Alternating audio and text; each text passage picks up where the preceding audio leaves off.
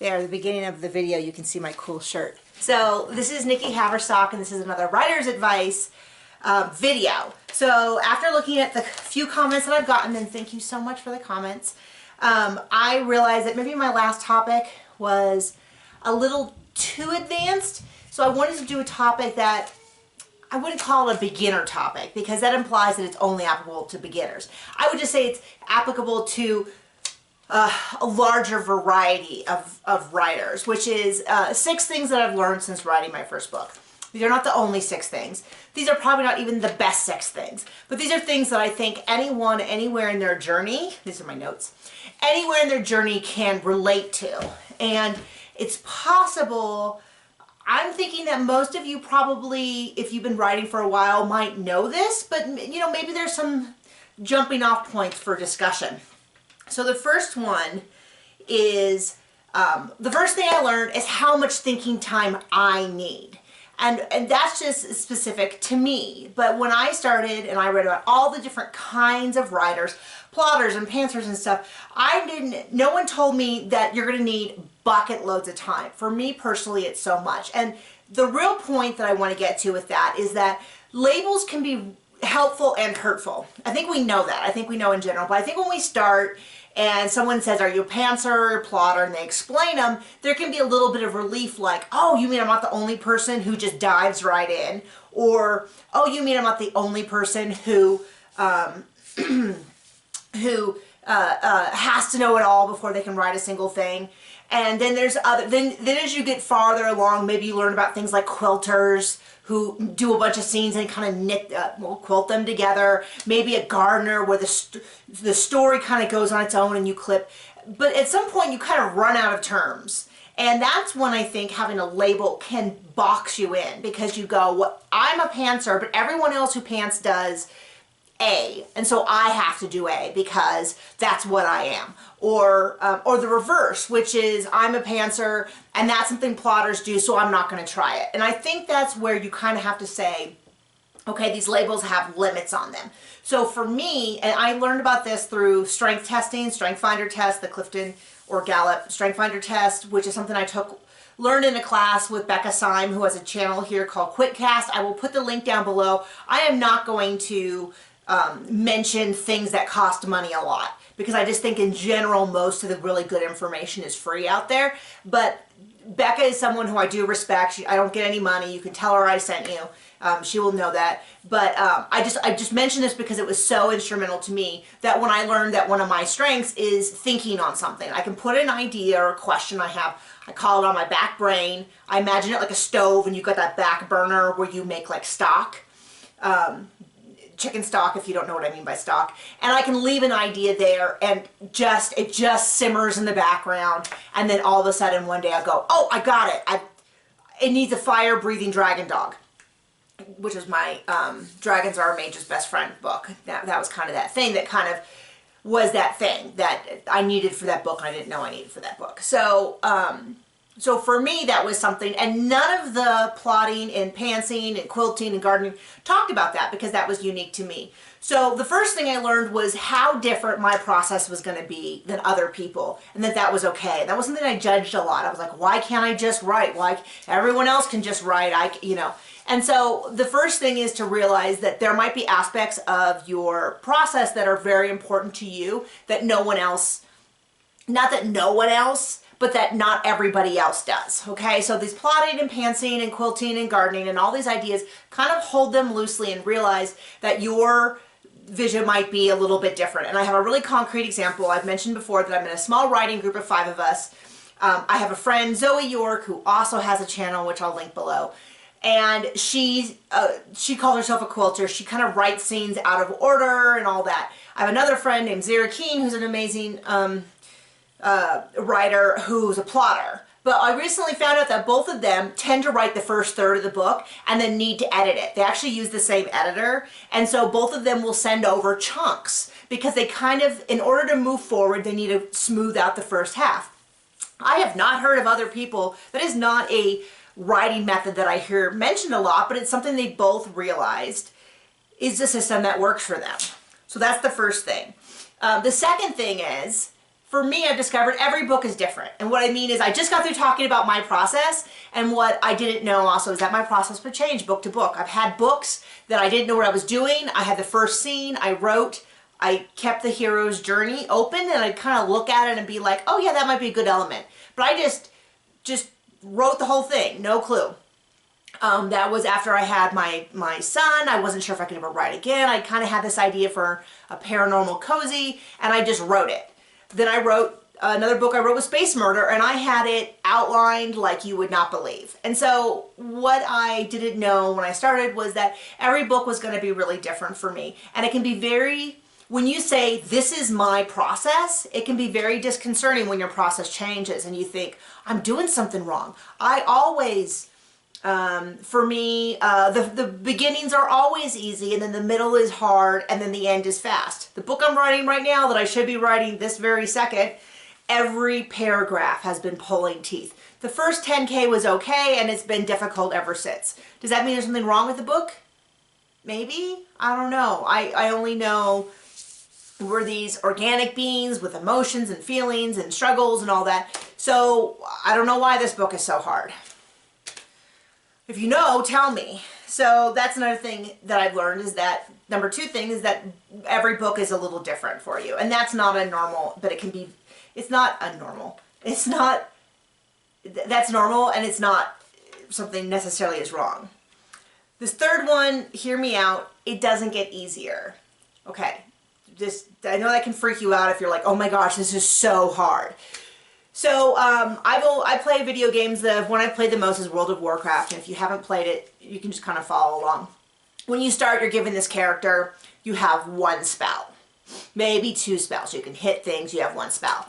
Then eventually you level up, you get two spells. Then you level up and you get three spells. And the idea is, as you gain your skill, the difficulty gets more and more. You have more spells. By the time you get to 60, because I prefer classic, by the time you get to level 60, you've got dozens of spells, you've got buttons everywhere, you've got equipment that's special things, you've got cooldowns, you've got all this stuff. But the idea is it's still as difficult. It doesn't suddenly get so easy or so hard.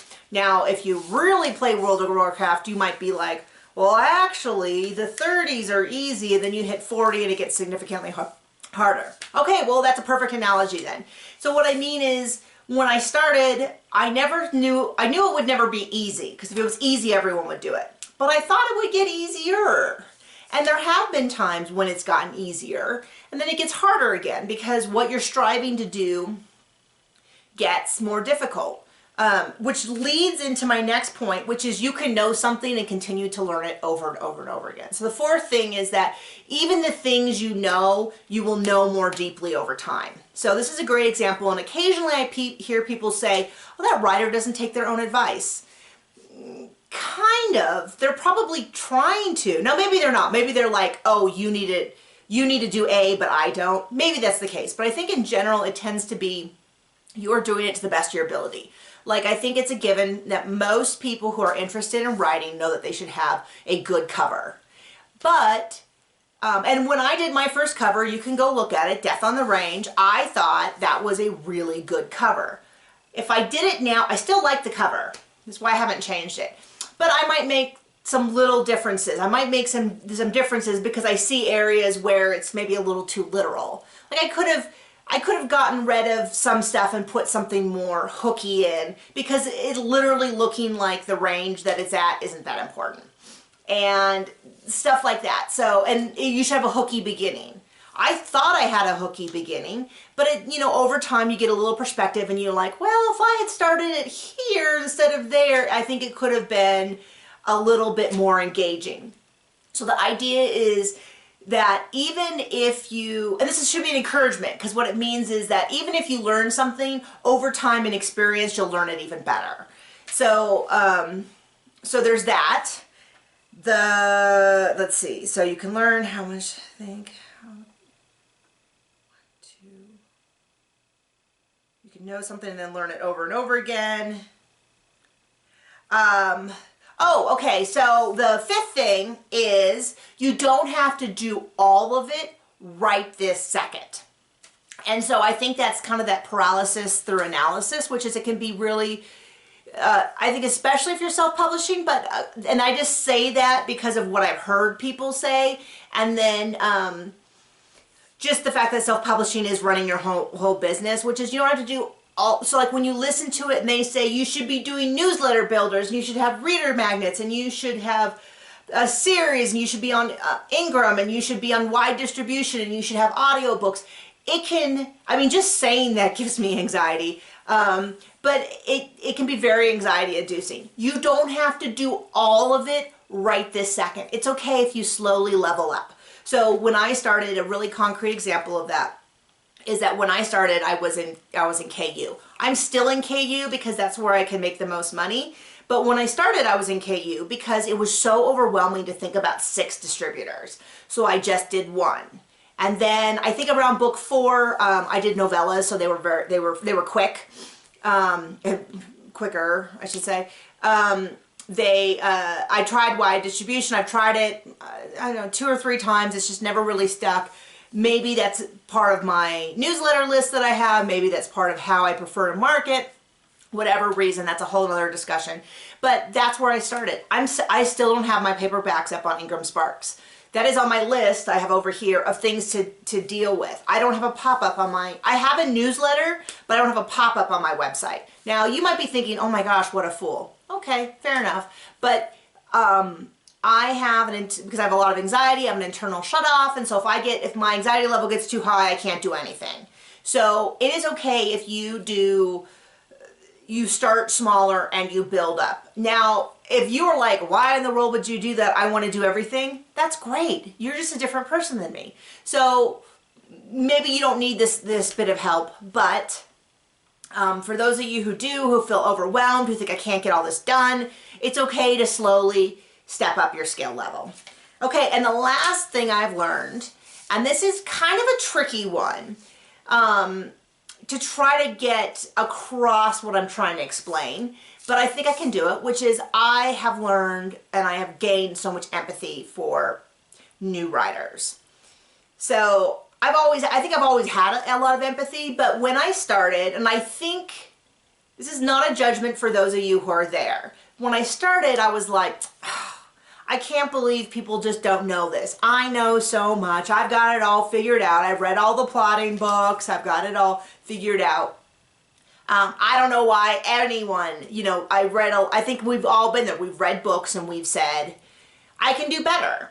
And I think we have to be there in order to start writing. Virtually everyone I know who started writing has said that, that they read a book and they went, I can do better than this. And I think you need to have that, because I think if you knew when you started how hard it was, I don't know that I would have started. If I had known how far and how, I knew it would be hard work, but it's even harder than it is. It's more rewarding than I thought it would be, but it's pretty dang hard.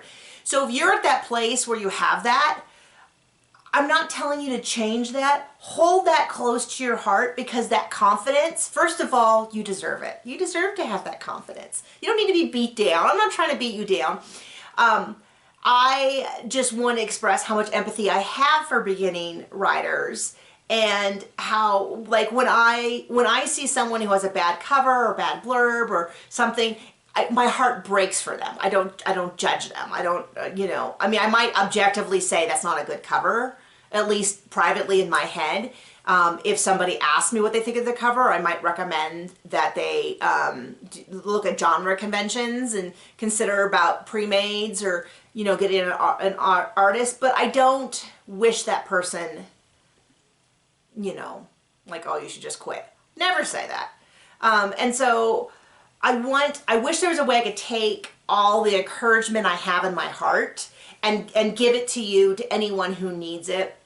And how much, if you're struggling, how much I feel that for you, how badly I wish I could help you fix it, that I wish I could give you part of, some of the success that I've had, which is, I mean, depending on where you are, is either above average, or I'm certainly not pulling in big dollars, but I have had some success. And so, I think that is a good normal cycle, is that, and then there's actually a graph, I was going to try to find it, where it's like, when you start, so if this is, I might be doing this backwards. I think I'm doing this right. I don't know. So when you start, so if this is experience and this is your self-confidence, when you start your way up here and then the farther you go, it drops, and then hopefully you go back up. I'm at the bottom of this pit. I know how much I don't know. But I know that I've learned enough to where it's worth continuing to go.